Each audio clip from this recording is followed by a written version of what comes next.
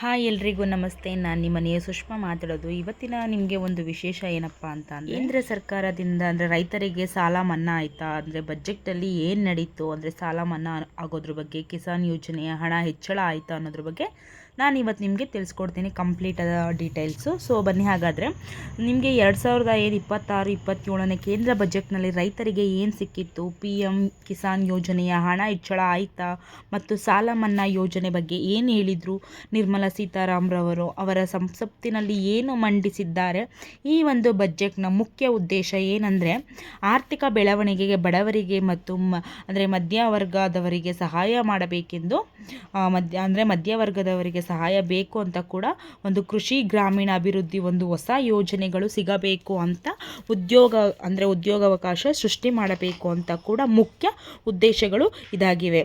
ಈ ಒಂದು ಬಜೆಟ್ ಏನಾಗಿದ್ದಾವೆ ಅಂತಂದರೆ, ಈ ಒಂದು ಬಜೆಟ್ನಲ್ಲಿ ಮುಖ್ಯ ಉದ್ದೇಶಗಳು ಏನಪ್ಪ ಅಂತಂದರೆ ಕೃಷಿ ಕ್ಷೇತ್ರ ಇದರಲ್ಲಿ ಎಷ್ಟು ಆದ್ಯತೆ ಸಿಕ್ಕಿದೆ ಅನ್ನೋದು ನಾನು ನಿಮಗೆ ತಿಳಿಸ್ಕೊಡ್ತೀನಿ. ಸೊ ಸ್ನೇಹಿತರೆ, 2026-27ನೇ ಕೇಂದ್ರ ಬಜೆಟ್ನಲ್ಲಿ ರೈತರಿಗೆ ಒಟ್ಟಾರೆ ಎಷ್ಟು ಲಾಭ ಸಿಗ್ತಾ ಇದೆ ಅಂತ ನೋಡೋಕ್ಕಿಂತ ಮೊದಲು ನೀವೇನಾದರೂ ಇನ್ನೂ ನನ್ನ ಚಾನಲ್ನ ಸಬ್ಸ್ಕ್ರೈಬ್ ಆಗಿಲ್ಲ ಅಂದರೆ ನೀವು ಈಗಲೇ ಹೋಗಿ ನನ್ನ ಚಾನಲ್ನ ಸಬ್ಸ್ಕ್ರೈಬ್ ಮಾಡ್ಕೊಳ್ಳಿ. ನಿಮಗೆ ಡೇ ಟು ಡೇಟ್ ಅಪ್ಡೇಟು ನಾನು ತಿಳಿಸ್ಕೊಡ್ತಾನೆ ಇರ್ತೀನಿ. ನಿಮಗೆ ಉಪಯುಕ್ತ ಆಗುವಂತಹ ಮಾಹಿತಿಗಳನ್ನ ನಾನು ಶೇರ್ ಮಾಡ್ತಾನೆ ಇರ್ತೀನಿ. ಸೊ ನಿಮ್ಮ ಫ್ರೆಂಡ್ಸ್ಗೂ ನಿಮ್ಮ ಫ್ಯಾಮಿಲಿ ಮೆಂಬರ್ಸ್ಗೂ ಕೂಡ ಶೇರ್ ಮಾಡಿ, ಹಾಗೆ ಒಂದು ಸಬ್ಸ್ಕ್ರೈಬ್ ಆಗೋದನ್ನು ಮಾತ್ರ ಮರಿಬೇಡಿ ಅಂತ ಹೇಳ್ತೀನಿ. ಬನ್ನಿ, ಹಾಗಾದರೆ ನಾನು ನಿಮಗೆ ನೆಕ್ಸ್ಟು ಏನು 2026-27ನೇ ಕೇಂದ್ರ ಬಜೆಟ್ನಲ್ಲಿ ಕೃಷಿ ಮತ್ತು ಪಶುಪಾಲನೆ, ಮೀನುಗಾರಿಕೆ ಮತ್ತು ಈ 3 ಕ್ಷೇತ್ರಕ್ಕೆ ಒಟ್ಟಾರೆ 1 ಲಕ್ಷ ಅಂದರೆ 63 ಲಕ್ಷ ಕೋಟಿ ರೂಪಾಯಿಯನ್ನು ಮೀಸಲಾಗಿ ಇಡಲಾಗಿದೆ. ಈ ಒಂದು ಹಣವನ್ನು ಪ್ರತಿಯೊಂದು ಕ್ಷೇತ್ರಕ್ಕೂ ಕೂಡ ನೀಡಲಾಗುತ್ತದೆ. ಇದೇ ಬೆಳೆ ಉತ್ಪಾದನೆಗೆ ಹೆಚ್ಚಿಸಲು ಮತ್ತು ನೀರಾವರಿ ಯೋಜನೆಗಳಿಗೆ ಇರುವಂಥದ್ದು ಮತ್ತು ಪಶುಪಾಲನೆ, ಡೈರಿ ಅಭಿವೃದ್ಧಿಗೆ ಈ ಒಂದು ಯೋಜನೆ ಸಿಗ್ತಾ ಇದೆ. ಮೀನುಗಾರಿಕೆ ಯೋಜನೆಗಳಿಗೂ ಈ ಒಂದು ಅವಕಾಶವನ್ನು ಕಲ್ಪಿಸಿ ಕೊಡ್ತಿದ್ದಾರೆ ನಿರ್ಮಲಾ ಸೀತಾರಾಮ್ರವರು. ಓಕೆನಾ. ಕೃಷಿಯಲ್ಲಿ ಡಿಜಿಟಲ್ ತಂತ್ರಜ್ಞಾನವನ್ನು ಕೂಡ ನೀಡಲಾಗ್ತಾ ಇದೆ.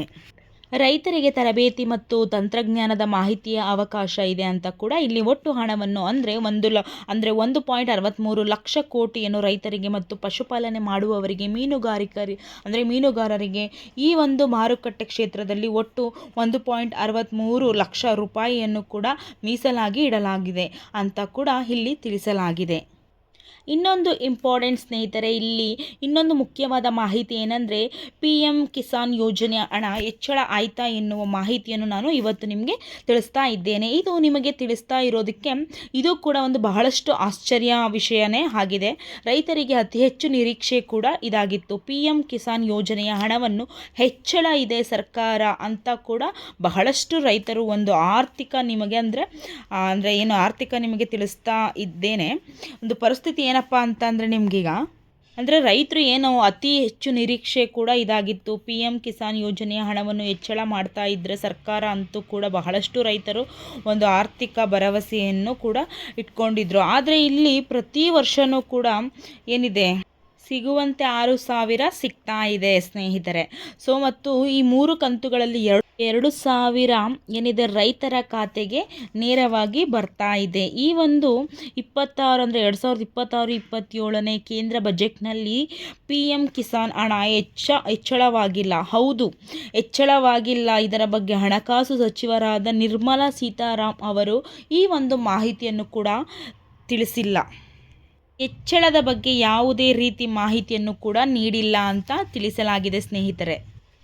ಏನಿದೆ ಇದು PM ಕಿಸಾನ್ ಯೋಜನೆಯ ಹಣವನ್ನು ಯಾವುದೇ ರೀತಿ ಘೋಷಣೆ ಮಾಡಿಲ್ಲ. ಹೆಚ್ಚಳ ಆಗೋದಕ್ಕೆ ಪ್ರತಿ ವರ್ಷವೂ 6,000 ಸಿಗುತ್ತಲ್ಲ, ಅಷ್ಟೇ ಹಣ ಸಿಗುತ್ತದೆ ಅಂತ ಕೂಡ ಇಲ್ಲಿ ತಿಳಿಸಲಾಗಿದೆ. ಮತ್ತು 8,000 ರು ಇಲ್ಲ ಅಂತಂದರೆ ನಿಮಗೆ 10,000 ರು ಇಲ್ಲ ಅಂದರೆ 12,000 ರು ರೈತರಿಗೆ ಸಿಗುವಂಥದ್ದು ಇಲ್ಲ ಅಂತ ಕೂಡ ತಿಳಿಸಲಾಗಿದೆ. 6,000 ಮಾತ್ರ ಈ ಒಂದು ಕೇಂದ್ರ ಬಜೆಟ್ನಲ್ಲಿ ಯಾವುದೇ ರೀತಿ PM ಕಿಸಾನ್ ಯೋಜನೆಯ ಹಣವನ್ನು ಘೋಷಣೆ ಮಾಡಿಲ್ಲ ಸರ್ಕಾರ ಅಂತ ಕೂಡ ತಿಳಿಸಲಾಗಿದೆ ಸ್ನೇಹಿತರೆ. ಇನ್ನೊಂದು ಮಾಹಿತಿ ಏನು ಅಂದರೆ, ರೈತರ ಸಾಲ ಮನ್ನಾ. ಹೌದು ಸ್ನೇಹಿತರೆ, ಇಲ್ಲಿ ಬಹಳಷ್ಟು ರೈತರು ಈ ಸಾಲವನ್ನು ಏನು ಮನ್ನಾ ಮಾಡುತ್ತದೆ ಅಂತ ಸರ್ಕಾರ ಎನ್ನುವ ಭರವಸೆಯನ್ನು ಇಟ್ಕೊಂಡಿತ್ತಲ್ಲ, ಅದು ಈ ಒಂದು ಕೇಂದ್ರ ಸರ್ಕಾರದ ಬಜೆಟ್ನಲ್ಲಿ ಮಂಡಳಿಯಲ್ಲಿ ಯಾವುದೇ ರೀತಿ ಘೋಷಣೆ ಆಗಿಲ್ಲ ಸ್ನೇಹಿತರೆ. ಈ ರೈತ ಸಾಲವನ್ನು ಯೋಜನೆ ಯಾವುದೇ ರೀತಿ ಘೋಷಣೆ ಆಗಿಲ್ಲ ಅಂತ ತಿಳಿಸಲಾಗಿದೆ. ದೊಡ್ಡ ನಿರೀಕ್ಷೆ ಕೂಡ ಸಾಲ ಮನ್ನಾ ಆಗುತ್ತೆ ಅಂತ ಎಷ್ಟೋ ರೈತರು ನಿರೀಕ್ಷೆಯನ್ನು ಇಟ್ಕೊಂಡಿದ್ರು. ಆದರೆ ಅದು ನಿರಾಸೆನೇ ಆಯಿತು.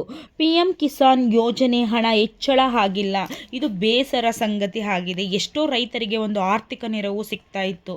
ಈ ಒಂದು ಪಿ ಎಮ್ ಕಿಸಾನ್ ಯೋಜನೆಯ ಹಣ ಹೆಚ್ಚಳ ಮಾಡಿದರೆ ಸರ್ಕಾರ ಮತ್ತು ಸಾಲ ಮನ್ನಾ ಆದರೂ ಕೂಡ ಬಹಳಷ್ಟು ರೈತರಿಗೆ ಎಷ್ಟೋ ಒಂದು ಮರುಜೀವನ ಅಂದರೆ ಸಿಗುವಂಥದ್ದು. ಓಕೆನಾ. ಇದು ಆದರೆ ಇಲ್ಲಿ ಯಾವುದೇ ಅಂದರೆ ಒಂದು ಘೋಷಣೆ ಕೂಡ ಅವರು ಮಾಡಿಲ್ಲ. ನಮ್ಮ ಸರ್ಕಾರದ ಅಂದರೆ ಏನಿದ್ದಾರೆ ಸಿ ಎಂ ಸಿದ್ದರಾಮಯ್ಯ ಸರ್ ಅವರು ಈ ಒಂದು ಘೋಷಣೆ ಮಾಡ್ತಾರಾ ಅಂತ ಕೂಡ ಇಲ್ಲಿ ಒಂದು ಮುಂದೆ ತಿಳಿಯಬೇಕಾಗಿದೆ. ನೆಕ್ಸ್ಟು ಏನಾಗುತ್ತೆ ಅನ್ನೋದ್ರ ಬಗ್ಗೆ ನೆಕ್ಸ್ಟ್ ಅಪ್ಡೇಟ್ ತಿಳ್ಕೊಳ್ಳೋಣ. ನಮಗೂ ಕೂಡ ಒಂದು ಬೇಸರ ಆಗಿದೆ. ಈ ಒಂದು ಬೇಸರವಿದ ವಿಚಾರವನ್ನು ನಾನು ನಿಮಗೆ ಎಕ್ಸ್ಪ್ಲೈನ್ ಮಾಡಬೇಕಾದ್ರೆ ನಮಗೂ ಕೂಡ ಒಂದು ಬೇಸರನ ವ್ಯಕ್ತಪಡಿಸ್ತಾ ಇದ್ದೀವಿ. ಯಾಕೆ ಅಂತಂದರೆ ಎಷ್ಟೋ ಜನ ಅಂದರೆ ರೈತರು ಕೂಡ ಎಷ್ಟೋ ಜನ ವೆಯ್ಟ್ ಕೂಡ ಮಾಡ್ತಾ ಇರ್ತಾರೆ. ಸೊ ಇಲ್ಲ ಇದು ಸಾಲ ಮನ್ನಾ ಆಗ್ಬೋದು, ಇಲ್ಲ ಅಂದರೆ ಏನಿದೆ ಈ ಯೋಜನೆಯ ಅಮೌಂಟು ಕೂಡ ಹೆಚ್ಚಳ ಆಗ್ಬೋದು ಅನ್ನೋದು ತುಂಬ ಜನ ನಿರೀಕ್ಷೆಯಲ್ಲಿ ಇರ್ತಾರೆ. ಸೊ ಏನು ಮಾಡೋದಕ್ಕಾಗಲ್ಲ. ನೋಡೋಣ ನೆಕ್ಸ್ಟ್ ಸಿದ್ದರಾಮಯ್ಯ ಸರ್ ಅವರು ಒಂದು ಹೇಳಿಕೆಯನ್ನು ಏನು ಕೊಡ್ತಾರೆ ಅನ್ನೋದ್ರದ್ದು ಒಂದು ಅಪ್ಡೇಟನ್ನು ತಿಳ್ಕೊಂಡು ನಾನು ನಿಮಗೆ ನೆಕ್ಸ್ಟ್ ವಿಡಿಯೋದಲ್ಲಿ ತಿಳಿಸ್ತಾ ಹೋಗ್ತೀನಿ ಸ್ನೇಹಿತರೆ. ನೀವು ಇದನ್ನು ಅಪ್ಲಿಕೇಶನ್ನ ಹಾಕಬೇಕು ಅಂತಂದರೆ ನಾನು ನಿಮಗೆ ಬಯೋದಲ್ಲಿ ಲಿಂಕಲ್ಲಿ ಕೊಟ್ಟಿರ್ತೀನಿ. ಸೊ ನೀವು ಹೋಗಲ್ಲಿ ಲಿಂಕಲ್ಲಿ ನೋಡ್ಕೋಬೋದು. ಸೊ ನಿಮಗೂ ಇನ್ನೂ ಏನಾದರೂ ಡೌಟ್ ಇತ್ತು ಅಂದರೆ ಮೆಸೇಜಲ್ಲಿ ನೀವು ಕಮೆಂಟ್ ಹಾಕ್ಬೋದು ಸ್ನೇಹಿತರೆ. ಆದಷ್ಟು ನನ್ನ ಚಾನಲ್ನ ನೀವು ಇನ್ನೂ ಸಬ್ಸ್ಕ್ರೈಬ್ ಮಾಡ್ಕೊಂಡಿಲ್ಲ ಅಂದರೆ ಈಗಲೇ ಹೋಗಿ ಸಬ್ಸ್ಕ್ರೈಬ್ ಮಾಡ್ಕೊಳ್ಳಿ. ಆದಷ್ಟು ನಿಮ್ಮ ಫ್ಯಾಮಿಲಿ ಫ್ರೆಂಡ್ಸ್ಗೆ ಶೇರ್ ಮಾಡೋದನ್ನು ಮರಿಬೇಡಿ ಸ್ನೇಹಿತರೆ ಅಂತ ಹೇಳ್ತಾ ಥ್ಯಾಂಕ್ ಯು ಸೋ ಮಚ್.